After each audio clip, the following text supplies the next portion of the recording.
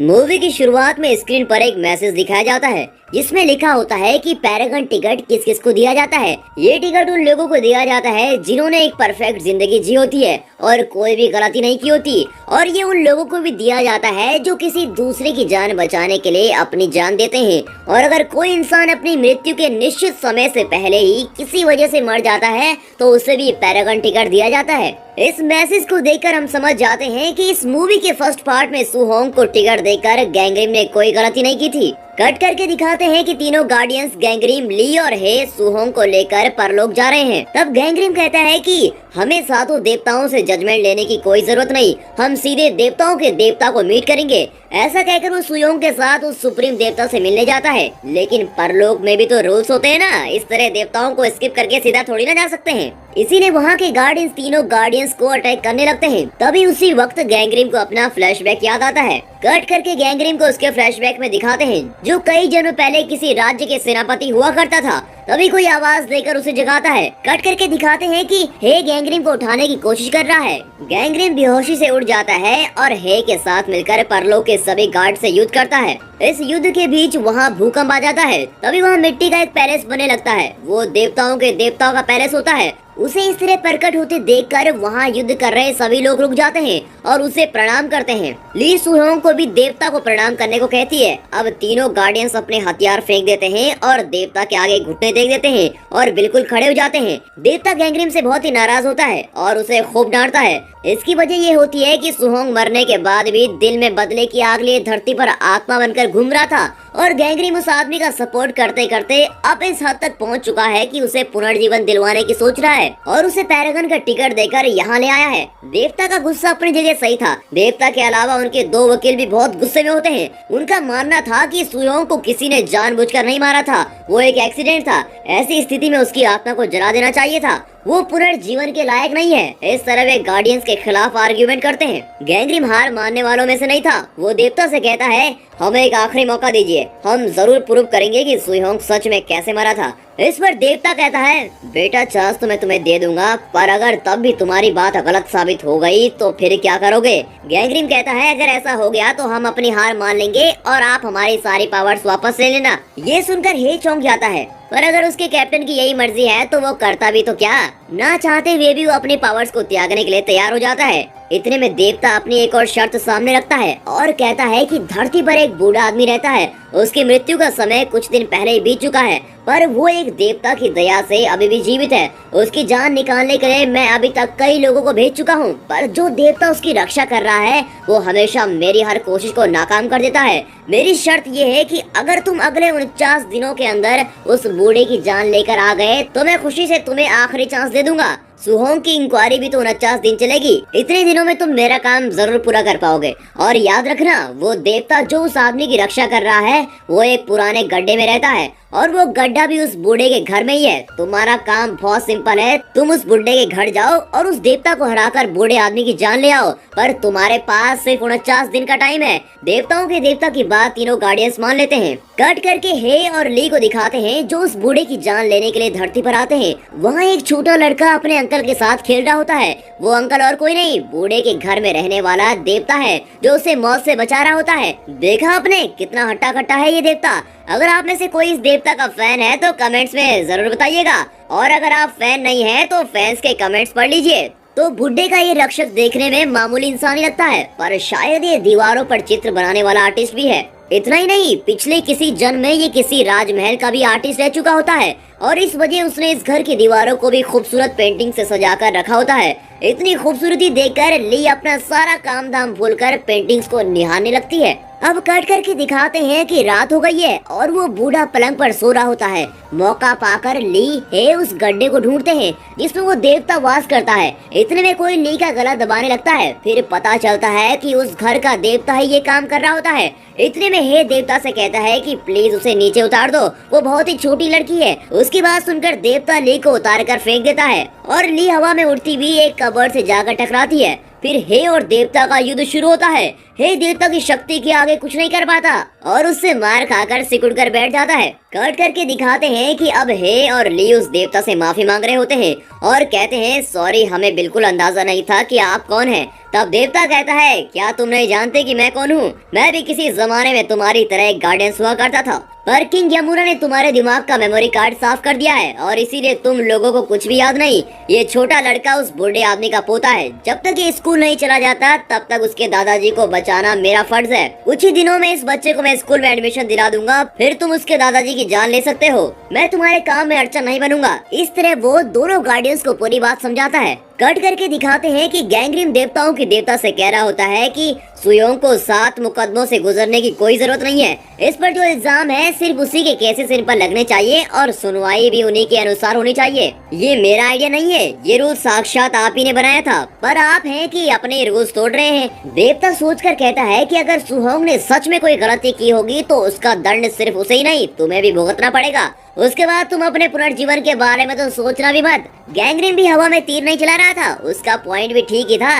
Actually सुयोंग पर एक ही इल्जाम होना चाहिए कि वो मरने के बाद भी धरती पर आत्मा बनकर घूमता रहा और दूसरों को तकलीफ देता रहा, तो इस अकेले अपराध के लिए उस पर एक ही केस चलना चाहिए। कट करके गैंग्रीम और सुहोंग को एक बोट में जाते हुए दिखाते हैं। रास्ते भर सुहोंग गैंग्रीम से सवाल पूछ कर उसका सर खा लेता है। वो पूछता है आपने कहा था कि मेरी मौत में कोई रहस्य है, पर आप ये नहीं बता रहे कि वो रहस्य क्या है जो मैं भी नहीं जानता। गैंग्रीम गुस्से में आकर सुहोंग को एक खंबे से बांध देता है। फिर भी वो चुप नहीं रहता और पूछता है अगर आपने मुझे बताया नहीं तो मुझे क्या पता कि आप मुझे बचाने वाले हैं या पूरा डुबाने वाले हैं। गैंग्रीम अपने आप को कोसता है कि ये किसको पैरागन का टिकट दे दिया मैंने। फिर वो बोट पर एक बटन को दबाता है और वो खंबा लंबा होकर आसमान छूने लगता है। फिर गैंग्रीम उसे मोड़कर पानी में गिरा देता है। पानी के अंदर इंसान के चेहरे वाले कई मछलियां सुहोंग को घेर लेती हैं और सुहोंग बचाव के लिए चिल्लाता है, पर गैंग्रीम उसे खंबे से बांध के ही रखता है। तभी वहाँ ली और हे प्रकट होते हैं और धरती पर घटी सारी बातें बताते हैं। वे कहते हैं कि उस रक्षक देवता ने हमसे टिकट छीन लिया है और कहा कि उस बूढ़े आदमी की जान तभी ले सकोगे जब उसका पोता स्कूल चला जाएगा और 40 दिन बाद वो लड़का स्कूल जाएगा और तभी हम उस बूढ़े की जान ले सकेंगे। गैंग्रीम बिल्कुल हमारे यहाँ के बॉस की तरह बिहेव करता है। गैंग्रीम बिल्कुल हमारे यहाँ के बॉस की तरह ही बिहेव करता है और कहता है मुझे एक्सक्यूजेस मत दो, मैं नहीं जानता तुम क्या करोगे, पर जल्द से जल्द वो गड्ढा ढूंढकर उसे फोड़ दो। अगली बार मुझसे मिलने आओ तो टिकट लेकर आना, वरना मुझे अपनी शक्ल मत दिखाना। दोनों बेचारे फिर से धरती के लिए निकल जाते हैं। उसी वक्त गैंग्रीम देखता है कि एक बहुत ही खतरनाक मछली बोट की तरफ आ रही होती है। कट करके दिखाते हैं कि बूढ़े के घर पर 7-8 आदमी होते हैं और उसे धमका रहे होते हैं। लगता है बूढ़े ने उनसे उधार लिया था। वहाँ का देवता उन लोगों को देखता ही रह जाता है। सच बात तो ये है कि वो देवता इंसानों को कोई नुकसान नहीं पहुंचा सकता, इसीलिए वो उन आदमियों से विनती करता है कि उनके उधार के पैसे जल्दी लौटा दिए जाएंगे। प्लीज उस बुड्ढे को तंग मत करो। वे लोग गुस्से में देवता को धक्का दे देते हैं और देवता कीचड़ में गिर जाता है। शरीर पर गंदगी लगते ही उस देवता की सारी शक्तियाँ नष्ट हो जाती हैं और वो बहुत ही कमजोर हो जाता है। इस बात को जानते हुए ली और हे उस देवता से कुछ लेन देन की बातें करते हैं और उसे समझाते हैं कि अगर तुमने हमारी पुरानी मेमोरी लौटा दी तो हम उस छोटे बच्चे की रक्षा करेंगे। तभी उन आदमियों में से एक उस बच्चे को पकड़ कर रख लेता है। तब देवता इंसान का रूप लेता है और उस बच्चे को छोड़ देने को कहता है, पर वे मानते नहीं। इसी बीच ली लगातार देवता के सामने अपनी डील रख रही होती है और पूछती है कि ये डील तुम्हें मंजूर है कि नहीं। सोच लो, बच्चे की जान का सवाल है। देवता के पास अब कोई चारा नहीं होता और वो कहता है कि ठीक है, मुझे डील मंजूर है, बस तुम मेरा सर खाना बंद करो और उस बच्चे को बचाओ। इसके बाद हे एक सुपर हीरो वाली एंट्री देता है और उन आदमियों को कूट के मारता है। अपना पूरा टैलेंट दिखाकर उस बच्चे को बचा लेता है। कट करके दिखाते हैं कि गैंग्रीम सुहोंग को पानी से बाहर निकालता है और कहता है मेरी 2 बातें ध्यान से सुनो। एक तो तुम्हारी मौत के पीछे जो राज है वो अभी मैं तुम्हें नहीं बताऊंगा और जब तुम्हारी सुनवाई होगी तभी बताऊंगा। दूसरी बात यह है कि मेरी लाइफ भी बिल्कुल तुम्हारी लाइफ की तरह थी। मेरे भाई ने अपने स्वार्थ के लिए मुझे मार डाला। इस वक्त इससे ज्यादा मैं तुम्हें कुछ नहीं बता सकता। ऐसा कहकर वो फिर से सुहोंग को पानी में छोड़ देता है। तभी वो राक्षस जैसी मछली सुहोंग को पकड़ने आती है और ऐन वक्त पर गैंग्रीम एक भाला तैयार करता है और उस मछली पर फेंकता है, क्योंकि वो मछली जो सुहोंग को पकड़ने वाली थी अब दूसरी दिशा में बोट को खींच ले जा रही होती है। कट करके धरती पर दिखाते हैं कि हे उस राक्षस देवता से कहता है अब मुझे बताओ कि मेरी जिंदगी की वो क्या सच्चाई है। देवता बताना शुरू करता है कि तुम एक ताकतवर और निडर योद्धा थे, अब भी तुम वैसा ही हो। तुम्हें देखकर तो तुम्हारे दुश्मन भी दुम दबाकर भाग जाते थे। जानते हो तुम्हें सब व्हाइट वाइल्ड कैट कहते थे क्योंकि तुम हमेशा एक सफेद जंगली बिल्ली की खाल अपने गले में पहनते थे। हे की खुशी का ठिकाना नहीं रहता। वो अपने बारे में बहुत ही प्राउड फील करता है और शो ऑफ करने लगता है। कट करके दिखाते हैं कि सुहोंग और गैंगरीम हेल ऑफ इंडोलेसेंस यानी आलसियों के नरक में होते हैं। गैंगरीम एक्सप्लेन करता है कि यहाँ उन लोगों को सजा मिलती है जिन्होंने अपनी जिंदगी को वेस्ट की होती है। तुम भी इसी कैटेगरी में आते हो ना। अपने भाई के पैसों से ही तुमने पढ़ाई की थी, इसलिए तुम्हें सजा भी जरूर मिलेगी, पर मैं तुम्हें यहाँ से बचा कर ले जाऊंगा, इसीलिए तुम मेरा ये एहसान याद रखना। इतना ही नहीं, मैं तुम्हें पुनर्जीवन जरूर दिलवाऊंगा। इस पर सुहोंग कहता है कि तुम मुझ पर सिर्फ ये एहसान कर दो कि मुझे पुनर्जीवन मत दिलाओ। कट करके सीन धरती पर शिफ्ट होता है। ली और हे रक्षक देवता से पूछते हैं कि आप उस लड़के को क्यों बचाने की कोशिश कर रहे हैं। देवता फ्लैशबैक बताता है उस छोटे लड़के की माँ मर गई थी, उसका बाप दुनिया भर में उधार लेकर गाँव छोड़कर भाग गया था, ये लड़का भी बीमार पड़ गया था। इतना ही नहीं, इन्हीं के घर के गड्ढे में मैं कई सालों से रह रहा हूँ। इस बच्चे की ये दशा देखकर मुझसे चुप नहीं रहा गया, इसलिए इंसान का रूप लेकर मैं इसकी मदद करने लगा हूँ। ये बच्चा अपने दादाजी के भरोसे जी रहा था, इसे अच्छे स्कूल में दाखिला दिलवाने की मैं बहुत कोशिश कर रहा हूँ, पर मेरे पास उतने पैसे ही नहीं है। पैसे कमाने के लिए मैं जुआ खेला, शेयर मार्केट में भी ट्राई किया, हर जगह नुकसान ही नुकसान हुआ। अभी तो मैं प्राइवेट लोन भी नहीं ले सकता। इस सिचुएशन में बच्चे को अगर अकेला छोड़ दिया तो इसके फ्यूचर का क्या होगा।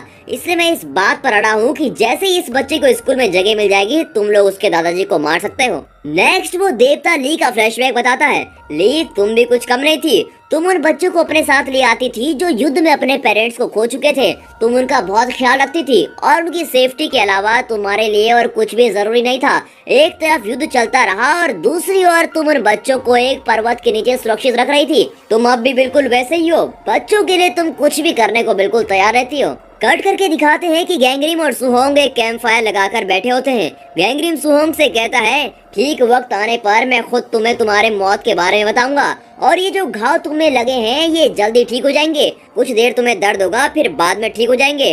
तब सुहोंग पूछता है, तो अब आप क्या करेंगे। अबे मैं तुझे पुनर्जीवन दिलवाने जा रहा हूँ। इतनी देर में तुझे रामायण सुना रहा था और अब पूछता है कि सीताराम की क्या लगती है। अब सुहोंग चिढ़कर कहता है, देखो गैंगरीम जी, या तो आप मुझे ये बताओ कि मैं कैसे मरा, या कम से कम इतना ही बता दो कि तुम कौन हो, पर काम की बात तो तुम करती नहीं। जब देखो मुझसे पुनर्जीवन दिलवाने पर तुले हुए हो। अरे नहीं चाहिए मुझे पुनर्जीवन। ऐसा कहकर वो भागने लगता है। गैंगरीम उसे पीछे से पुकारता है, पर इतने में वो खुद कुछ दूर जाकर रुक जाता है। उसकी आंखों के सामने एक बहुत ही गहरा खड्डा दिखाई देता है, जिसे देखकर उसका सर चकरा जाता है। सुहोंग की जिद के आगे गैंगरीम झुकता है और उसे अपने बारे में बताता है। मेरे पिता गोरयू आर्मी के सेनापति थे। वो एक बहुत ही काबिल सेनापति और नेक इंसान थे, इसलिए सब उनकी बड़ी इज्जत करते थे। जिस उम्र में मैंने घुड़सवारी सीखी थी, तब से मेरे पिता मुझे युद्ध में ले जाते थे। हर सिचुएशन को वो बहुत समझदारी से हैंडल करते थे। ये सुनकर सुहोंग कहता है, वो सब तो ठीक है, पर मुझे तुम्हारे भाई के बारे में जानना है। इस पर गैंगरीम कहता है, एक युद्ध में जब हमने अपने दुश्मन को हरा दिया था, तो आर्मी कैंप में एक बच्चा था जो अपने माँ बाप को युद्ध में खो चुका था, और मेरे पिता उस बच्चे को बचा के साथ ले आए और उसे एक ऑर्फनेज में दाखिला करवा दिया। एक्चुअली वहीं से कहानी शुरू हुई थी। कट करके दिखाते हैं कि धरती पर दोनों गार्डियंस उस बच्चे और उसके दादाजी के साथ लगभग सेटल हो गए हैं। यहाँ तक कि उस बच्चे के होमवर्क में भी ली हेल्प करने लगती है। दूसरी तरफ हे उस बुड्ढे के साथ हंसी मजाक करते हुए टीवी पर न्यूज देख रहा होता है। तभी न्यूज में दिखाते हैं कि कुछ आर्मी ऑफिसर सुहोंग की लाश को जमीन खोदकर निकाल रहे होते हैं। उस दिन का ब्रेकिंग न्यूज वही होता है। कट करके गैंगरीम अपना फ्लैशबैक कंटिन्यू करता है और कहता है कि मेरे पिता ने जिस लड़के को ऑर्फनेज भेजा था, वो उसे भी अपने बेटे की तरह ही देखते थे। मुझे ये बिल्कुल पसंद नहीं था और इस वजह से मुझे उस लड़के से चिढ़ होती थी, पर मैं अपने पिता को ये बिल्कुल नहीं बताना चाहता था। इस तरह दिन गुजरने लगे और मेरे पिता उस लड़के को खूब ट्रेन करने लगे। मेरे पिता जैसा काबिल योद्धा से ट्रेनिंग पाकर वो लड़का और भी आगे निकल गया और एक दिन उसने मेरे पिता को हरा दिया। इतना ही नहीं, वो डिफेंस करना भी अच्छी तरह से सीख गया था। मैं उसे चाहे जितना भी अटैक कर लूं, पर उसे कभी भी घायल नहीं कर पाता था। वो खुद को बचाने में इतना माहिर हो गया था और हमेशा जीत उसी की होती थी। एक दिन मेरे पूछने पर उसने बताया कि उसे इन सब की ट्रेनिंग मेरे पिता ने ही दी थी। मेरे पिता ने उसे ये सिखाया था कि जब दुश्मन हम पर हमला करे तो जब तक हो सके हमें लगातार डिफेंस ही करना चाहिए, और जब हमारा दुश्मन थकता हुआ दिखे तो हमें एकदम अटैक करना चाहिए, तभी हमारी जीत हो सकती है। इस टेक्निक्स को यूज करके उस लड़के ने मेरे पिता को हरा दिया था। अपना फ्लैशबैक बताते बताते सुहोंग और गैंगरीम एक खुली जगह पर पहुंचते हैं। तभी गैंगरीम अपनी तलवार निकालता है। सुहोंग पूछता है कि इसे आप अभी क्यों निकाल रहे हैं। गैंगरीम कहता है कि तुम एक खतरनाक आत्मा बनकर धरती पर घूमते रहे, पर अब परलोक में तुम्हारी सुनवाई होने वाली है और इसीलिए तुम्हारी इमेजिनेशन में जी रहे कई मॉन्स्टर्स यहाँ आने वाले हैं। पर सुहोंग कुछ ज्यादा ही ओवर कॉन्फिडेंट होता है और कहता है कि कोई मॉन्स्टर मेरा कुछ नहीं बिगाड़ पाएगा। जानते हो ना, मैं एक भयानक आत्मा हूँ, ये इमेजिनेशन वाले मॉन्स्टर मुझे क्या कर लेंगे। ये तलवार तुम अंदर रख लो, इसकी कोई जरूरत नहीं पड़ेगी। कट करके धरती पर ली और हे को दिखाते हैं। ली राक्षस देवता से पूछती है कि वो और हे पिछले जन्म में कैसे मिले थे। रक्षक देवता बताता है कि एक बार जंगल में एक खतरनाक टाइगर तुम्हें अटैक करने वाला था। उस वक्त इस व्हाइट वाइल्ड कैट ने ही तुम्हें बचाया था। तुम उसके देश की लड़की नहीं थी, इसीलिए वो तुम्हें जबरदस्ती एक सीक्रेट जगह पर ले गया और ये वही जगह थी जहाँ तुम कई दिनों से रह रही थी। वहाँ जाकर उसने देखा कि तुमने कई बच्चों को शरण दी है। ये देखकर उन बच्चों की जरूरत की हर चीज का इंतजाम इस व्हाइट कैट ने किया था।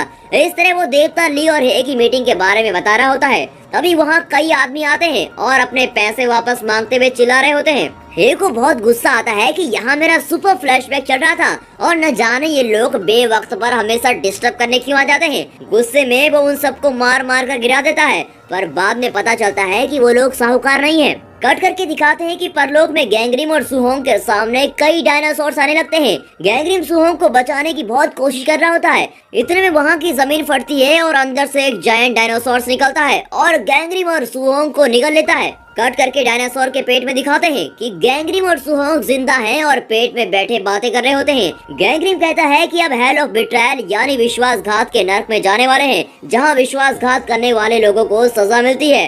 तो सुहोंग कहता है कि मैंने किसी के साथ विश्वासघात नहीं किया और ना ही किसी ने मुझे धोखा दिया है। कर्नल और वो जूनियर सोल्जर जानते हैं मैं उस वक्त जिंदा ही था। अगर कर्नल और वो जूनियर सोल्जर जानते कि मैं उस वक्त जिंदा ही था तो वो मुझे कभी नहीं दफनाते। वे इतने बुरे नहीं हैं कि मुझे जिंदा ही दफना देते। इसीलिए मैं तो कहूँगा कि उन्होंने मुझे धोखा नहीं दिया है। उसकी बात सुनकर गैंग्रिम अपना फ्लैशबैक कंटिन्यू करता है। वो बताता है कि मेरे पिता से ट्रेनिंग पाकर वो अंधा लड़का बहुत ही समझदार हो गया था और मुझसे भी ताकतवर बनने लगा था। युद्ध के समय उसकी काबिलियत को देखकर मेरे पिता ने उसे एक पलटन सौंप दी थी। मैं उससे कम ताकतवर और समझदार नहीं था, फिर भी मेरे पिता ने मुझे न चुनकर उसे मौका दिया। मैंने अपने पिता को आखिरी बार तभी देखा था। युद्ध में हमारी सेना हार गई और मेरे पिता भी उस युद्ध में मारे गए थे। मैं जानता हूँ कि वो लड़का जो मेरा छोटा भाई बना बैठा है वो मेरे पिता की मौत का कारण था, पर फिर भी मैं कुछ नहीं कर सका। इसके बाद मुझे सेनापति बना दिया गया।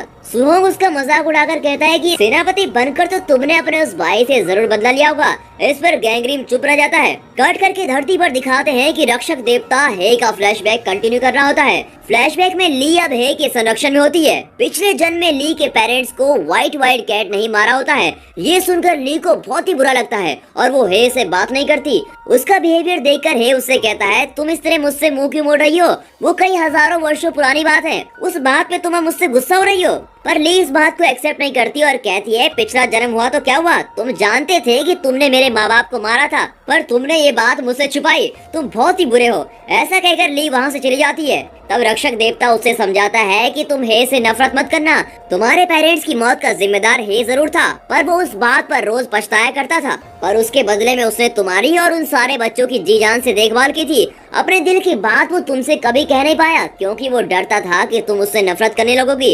कट करके गैंग्रिम और सुहोंग अब हेल ऑफ इनजस्टिस यानी अन्याय के नर्क में पहुंच जाते हैं। वहाँ के दोनों वकील सुहोंग के खिलाफ कहते हैं कि ये दुरात्मा बनकर धरती में घूमता रहा, इसीलिए इसे दंड जरूर मिलना चाहिए। गैंग्रिम बीच में टोक कर कहता है ये बिल्कुल गलत है, सुहोंग को जानबूझकर मार दिया गया था। वहाँ का देवता इस बात का सबूत मांगता है। गैंग्रिम कहता है कि इसका एक विटनेस है जो जूनियर सोल्जर है। देवता पूछता है कि क्या तुम एक जिंदा आदमी को परलोक में विटनेस बनाकर लाओगे। गैंग्रिम हाँ में जवाब देता है। कट करके दिखाते हैं कि धरती पर वो जूनियर सोल्जर कोमा में पड़ा हुआ है। उसकी गवाही पर ये केस चलने वाला होता है। उसे तो ये एक सपना लगता है पर वो सच में परलोक में अपनी गवाही दे रहा होता है। गैंग्रिम उसे क्रॉस क्वेश्चन करता है कि जब तुम दोनों सुहोंग को दफना रहे थे क्या तुम जानते थे कि वो जिंदा है। सोल्जर बीती बातें याद करने लगता है। एक्चुअली सुहोंग को दफनाते वक्त सोल्जर और कर्नल ने उसके हाथों को जरा हिलाते देखा था, पर इसके बावजूद उन्होंने सुहोंग को दफना दिया होता है। अब वो झूठी गवाही देता है कि उन्हें बिल्कुल नहीं पता था कि वो उस टाइम जिंदा था।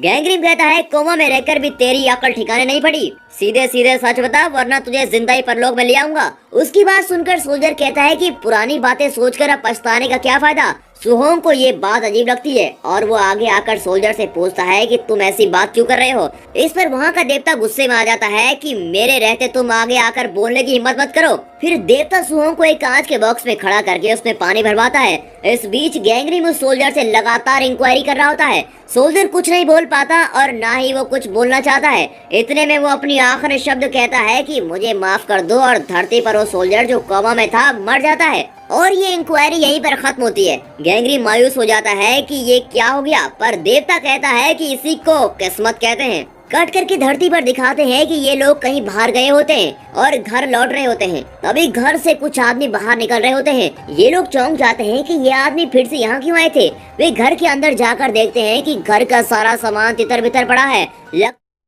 लगता है कि उन आदमियों ने घर में तोड़फोड़ की होती है। उन लोगों ने बुढ़े को बुरी तरह से मारा होता है। तभी अचानक रक्षक देवता कमजोर होने लगता है। फिर पता चलता है कि उन आदमियों ने उस गड्ढे को भी तोड़ दिया होता है जिसमें वो देवता रहता था। इसी वजह से उसकी शक्ति धीरे धीरे खत्म होने लगती है और वो मर रहा होता है। ली उस गड्ढे को जोड़ने की कोशिश करती है पर उससे कोई फायदा नहीं होता। कट करके परलोक में दिखाते हैं कि गैंगरिम अपना पक्ष प्रूव नहीं कर पाता और इसीलिए सुहोंग को सजा मिलने वाली होती है। तब गैंगरिम वहाँ के देवता से कहता है कि जन्म और मृत्यु स्वाभाविक बातें हैं, पर किसी को बुरी मौत नहीं आनी चाहिए। यही मेरा पक्ष है। ये बात देवता को ठीक लगती है और वो सुहोंग को रिलीज कर देता है। फिर सुहोंग को अगले गेट पर पहुंचा दिया जाता है। कट करके धरती पर दिखाते हैं कि बहुत कोशिश करके भी ली उस गड्ढे को ठीक से जोड़ नहीं पाती और रक्षक देवता भी अब अपनी आखिरी सांसें ले रहा होता है। पर वो इनका फ्लैशबैक कंटिन्यू करता है और कहता है कि हे के देश के राजा को इस बात का पता चल गया था कि उसने दुश्मन देश के कुछ लोगों की मदद की थी। फिर उसके आदमियों ने वाइल्ड कैट को पकड़ लिया और उसे एक जगह बांधकर उससे पूछताछ करने लगे कि दुश्मन देश के बच्चे उसने कहाँ छुपा के रखे हैं। वे लोग खासकर ली के बारे में पूछ रहे होते हैं। उन लोगों की टॉर्चर करने पर भी है तुमने अपना मुंह नहीं खोला। फिर गुस्से में आकर उस राजा ने तुम्हें जंगल में भेड़ियों के बीच छोड़ देने को कहा। तब हे पूछता है कि क्या मेरी मौत उन भेड़ियों के काटने से हुई थी। रक्षक देवता कहता है नहीं, तुम इसे दूसरे एंगल से देखने की कोशिश करो। ऐसा कहकर वो देवता गायब हो जाता है। फिर हे सोच में पड़ जाता है और हमें फ्लैशबैक की पूरी बातें दिखाते हैं। एक्चुअली हे यानी फ्लैशबैक में वाइल्ड कैट भेड़ियों से किसी तरह बचकर जंगल से बाहर निकल रहा होता है और ली और दूसरे बच्चों के पास पहुंच जाता है। ली उसकी हालत देखकर बहुत दुखी होती है। तब वाइल्ड कैट ये सच्चाई बताता है कि उसी ने ली के माँ बाप को मारा था। वो इस बात से बहुत शर्मिंदा होता है और ली से माफी भी मांगता है। पर ली को ये एहसास हो जाता है कि वाइल्ड कैट ने इतने दिन उसकी और दूसरे बच्चों की रक्षा की थी, इसीलिए वो उसे माफ कर देती है और उसके गले लग जाती है। इस तरह वाइल्ड कैट ने ली से माफी मांग ली होती है। तभी वहाँ अचानक राजा आ जाता है। वाइल्ड कैट ली को वहाँ से किसी तरह बच निकलने को कहता है और राजा से लड़ने को तैयार हो जाता है। मूवी का एक बहुत बड़ा ट्विस्ट अब दिखाया जाता है। वो ये होता है कि राजा और कोई नहीं गैंगरिम ही होता है। उससे भी बड़ा ट्विस्ट ये होता है कि वो वाइल्ड कैट कोई और नहीं गैंगरिम का वही मनबोला भाई होता है जिसे उसके पिता ने ट्रेन किया था। तो दोनों के बीच घमासान लड़ाई होती है। आखिर में गैंगरिम वाइल्ड कैट को मार डालने के लिए उसके पेट में छुरा घोंपने वाला होता है। तभी गैंगरिम के पेट में कोई छुरा घोंप देता है। फिर दिखाते हैं कि ये काम ली ने किया होता है। बदले में गैंगरिम उस मासूम बच्ची को छुरा मारकर खत्म कर देता है। तो ली और हे को गैंगरिम नहीं मारा होता है। उन दोनों के मर जाने के बाद गैंगरिम खुद भी मर जाता है क्योंकि ली ने उसके पेट में छुरा काट दिया था। तभी परलोक से देवताओं के देवता धरती पर आता है और गैंगरिम से कहता है मैं तुम्हारे सारे पापों का प्रायश्चित करने का एक मौका देता हूँ। तुम 1000 साल मेरे लिए काम करोगे, मैं तुम्हें एक गार्डियन का दर्जा दूंगा और तुम मेरी सेवा करोगे। इस दौरान अगर तुम 49 पैरागन को पुनर्जीवन दिला सको तो मैं तुम्हें भी पुनर्जीवन दिलाऊंगा। तुम अकेले ये काम नहीं करोगे, तुम्हारा ये भाई और ये छोटी बच्ची जिसे तुमने मार डाला है, ये दोनों भी तुम्हारे साथ गार्डियंस बनकर काम करेंगे। अब आप सोच रहे होंगे कि इस तरह के खूनी को साक्षात देवता ने गार्डियंस की पोजीशन क्यों दी। यहाँ पर भी एक ट्विस्ट है। देवता गैंगरिम से कहता है कि ली और वाइल्ड कैट को अपने पिछले जन्म की कोई भी याद नहीं रहनी चाहिए, पर तुम्हें अपने पिछले जन्म की सारी बातें याद रहेंगी। इसका मतलब यह है कि तुम 1000 वर्ष की यादों का बोझ ढोते हुए मेरे लिए काम करोगे। उन यादों को साथ लिए उन पर पछतावा करते रहोगे और यही तुम्हारी सबसे बड़ी सजा होगी। कट करके दिखाते हैं कि गैंगरिम सुहोंग को ये सारी बातें बता रहा होता है। फिर वे दोनों हेल ऑफ वायलेंस यानी हिंसा के नर्क में पहुंचते हैं। वहाँ के वकील आर्ग्यू करते हैं कि सुहोंग की आत्मा ने धरती पर कई लोगों को घायल किया है, इस वजह से उसे एक्ट ऑफ वायलेंस के तहत सजा मिलनी चाहिए। पर गैंगरिम कहता है है उसे इस नर्क में सजा मत सुनाइए। हमारा अगला और last gate hell of murder अभी भी बचा हुआ है। वहाँ देवताओं के देवता के सामने हम सारी सच्चाई प्रूफ कर लेंगे। इस पर देवता पूछता है, अगर वहाँ प्रूफ हो गया कि ये आदमी सजा के लायक ही है तो क्या करोगे? गैंग्रीम जरा भी नहीं सोचता और कहता है कि तब मैं अपना पुनर्जीवन त्याग दूंगा। देवता चौंक कर पूछता है, क्या तुम अपने 1000 साल की सारी मेहनत पर पानी फेरना चाहते हो, और वो भी इस दुरात्मा के लिए? गैंग्रीम हाँ में जवाब देता है। देवता कहता है कि अगर तुम्हारी किस्मत में यही लिखा है तो होने को कौन टाल सकता है। ऐसा कहकर देवता उन्हें अगले और आखिरी गेट पर जाने की परमिशन दे देता है। कट करके दोनों हेल ऑफ मर्डर में पहुंचते हैं। यहाँ 2 देवता होते हैं, एक तो हेल ऑफ मर्डर का देवता और दूसरा देवताओं का देवता। यहाँ उस कर्नल को विटनेस के तौर पर बुलाया जाता है। कर्नल धरती पर होता है और नींद में सपना देख रहा होता है। ये सारी सुनवाई उसके सपने में चल रही होती है। गैंग्रीम उससे पूछता है कि उस दिन जब तुमने सुहोंग को दफनाया था तो उसके हाथ जरा हिले थे क्या? ये तुमने भी देखा था। अगर उसी वक्त तुमने उसे बचाया होता तो बेचारा जिंदा होता। तुमने उसे इस तरह मरने को क्यों छोड़ दिया? कत्ल का देवता भी उससे पूछता है कि क्या गैंग्रीम की बात सच है, पर कर्नल झूठी गवाही दे देता है कि उसे इस बारे में नहीं पता था। फिर क्या, सब कुछ खत्म हो चुका है, अब सुयोंग को सजा मिलने वाली होती है। तब गैंग्रीम अपने बारे में एक सच्चाई बताने लगता है। एक और ली और हे उसे देख रहे होते हैं। गैंग्रीम कहता है कि मेरे पिता उस युद्ध में नहीं मरे थे, वे जिंदा थे। मैंने ये बात सभी से छुपाई थी। उस दिन मैंने लाशों से भरी खाई में देखा था कि मेरे पिताजी जिंदा हैं, पर मैंने अपने स्वार्थ के लिए उन्हें बचाने की कोशिश नहीं की। अगर मैं उन्हें बचा लेता तो वो मेरे उस मुंह भरे भाई को ही अगला सेनापति बना देते। इसी वजह से मैंने उन्हें उस दिन नहीं बचाया। पर घर लौटने के बाद मुझे अपनी गलती का एहसास हुआ और मैं उस खाई से उन्हें बचाने चला गया, पर तब तक तो वो मर चुके थे। मुझसे ये सहा नहीं गया और तब तक ये बात मुझे हर पल खाई जा रही थी। मैं उस दिन मेरे पिता को बचा सकता था, पर मैंने ऐसा नहीं किया। मैं उनसे माफी भी मांग सकता था। तब देवताओं का देवता पूछता है, क्या तुम्हारा ये दुख तुम्हें नरक से भी बदतर लगा?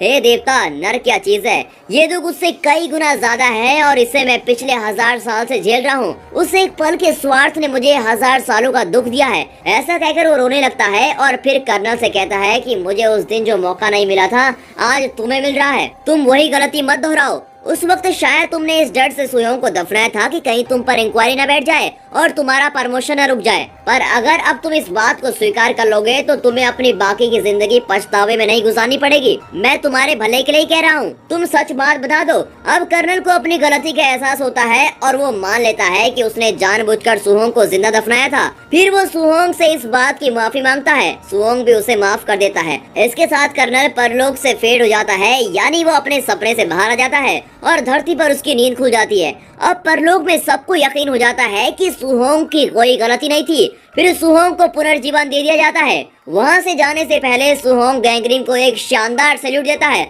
इसके साथ ही सब कुछ नॉर्मल हो जाता है और सारी प्रॉब्लम सॉल्व हो जाती हैं। सिवाय एक के, धरती से उस बूढ़े की आत्मा अभी तक नहीं पहुंची थी। कट करके दिखाते हैं कि वो बूढ़ा अपने पोते के साथ बड़ी खुशी से खेल रहा होता है। एक्चुअली बात ये होती है कि उस रक्षक देवता ने कई जगह पैसे इन्वेस्ट किए होते हैं। उनमें से एक जगह से बूढ़े को पैसे मिलते हैं और वो अपने पोते को एक अच्छे स्कूल में भेजने लगता है। अब आप सोचेंगे कि लड़का तो स्कूल में भर्ती हो गया, तो क्या अब गार्डियंस इस बूढ़े की जान ले लेंगे? शायद गैंग्रीम भी ये सवाल एक्सपेक्ट कर रहा था। इसीलिए वो ली और हे से कहता है कि इस लड़के को थोड़ा बड़ा हो जाने दो, फिर हम उसके दादाजी की जान लेंगे। तब तक हम अपने गार्डियंस वाली नौकरी करेंगे। ली और हे खुशी से मान जाते हैं। तब गैंग्रीम कहता है कि इस कहानी को तो अच्छा एंड मिल गया, पर अभी हमारा काम बाकी है। वहाँ एक आदमी 3 दिन से गेट पर खड़ा है, चलो हम उसे भी पुनर्जीवन दिलवाएंगे। इस पर सब खुशी से वहाँ से निकलते हैं। आप फिर सोचेंगे कि वो कौन है जो 3 दिन से गेट पर खड़ा है? वो आदमी और कोई नहीं, जूनियर सोल्जर होता है। उसे मिलने के लिए ली और हे निकलते हैं। तभी गैंग्रीम उन्हें रोकता है और कहता है कि मैं तुमसे एक बात कहना चाहता हूँ। हजारों साल पहले मैं, इसके आगे गैंग्रीम कुछ बोल नहीं पाता और कुछ नर्वस दिखता है, पर ली और हे ये अच्छी तरह जानते हैं कि वो क्या बोलने की कोशिश कर रहा होता है। धरती पर रक्षक देवता ने उन्हें पूरा फ्लैशबैक बता दिया होता है, इसीलिए वे गैंग्रीम का दिल और नहीं दुखाना चाहते और बात को वहीं रोक देते हैं और कहते हैं वो सब आप छोड़िए, आपको कुछ बताने की जरूरत नहीं है, क्योंकि हम बहुत बिजी हैं और फ्लैशबैक सुनने का हम पे बिल्कुल भी टाइम नहीं है और हमें इसमें कोई इंटरेस्ट भी नहीं। हमें नया काम मिला है, बस नया काम। ऐसा कहकर वे दोनों बड़े जॉली मूड में हाई फाइव करते हुए वहाँ से निकल जाते हैं। उनका ये एटीट्यूड देखकर गैंग्रीम का मन अब थोड़ा हल्का हो जाता है। कट करके धरती पर दिखाते हैं कि वो बूढ़ा अपने पोते के साथ रक्षक देवता के बारे में बता रहा होता है और कहानी में उनका पार्ट वहीं खत्म होता है। कट करके कहानी के अंत में एक और ट्विस्ट होता है। वो ये होता है कि सुहोंग पुनर्जीवन के लिए तैयार हो रहा होता है। तभी देवताओं का देवता उसके सामने आकर कहता है, मैं तुम्हें मेरे लिए काम करने का एक मौका देता हूँ, क्या तुम मेरे लिए काम करोगे? तो सुहोंग मान जाता है क्योंकि उसे पुनर्जीवन वगैरह में बिल्कुल भी इंटरेस्ट नहीं होता। अब एक छोटा सा फ्लैशबैक दिखाया जाता है जिसमें गैंग्रिम के पिता की आत्मा के सामने देवताओं के देवता आकर कहते हैं कि तुम एक बहुत ही अच्छे और नेक इंसान थे, यहाँ तक कि दुश्मन देश के लोग भी तुम्हें बहुत इज्जत देते थे। तुम्हारे जैसे समझदार और अच्छे इंसान को मैं एक और मौका देता हूँ, क्या आप मेरे साथ मिलकर काम करेंगे? मेरी तरह देवताओं के देवता बनेंगे। गैंग्रिम के पिता उस ऑफर को स्वीकार नहीं करना चाहते थे, पर गैंग्रिम के बारे में सोचकर उन्होंने देवता का ऑफर स्वीकार कर लिया होता है। पर उन्होंने देवता की एक शर्त रखी थी कि मैं अपने रूप में रहकर ये काम नहीं करूंगा, आपको अपना रूप मुझे देना होगा। देवता उसकी बात मानकर अपना रूप उसे दे देता है। इसका मतलब ये हुआ कि अब तक जिस देवताओं के देवता की हम बात कर रहे थे और जिसको हमने देखा वो गैंग्रिम के पिता ही थे।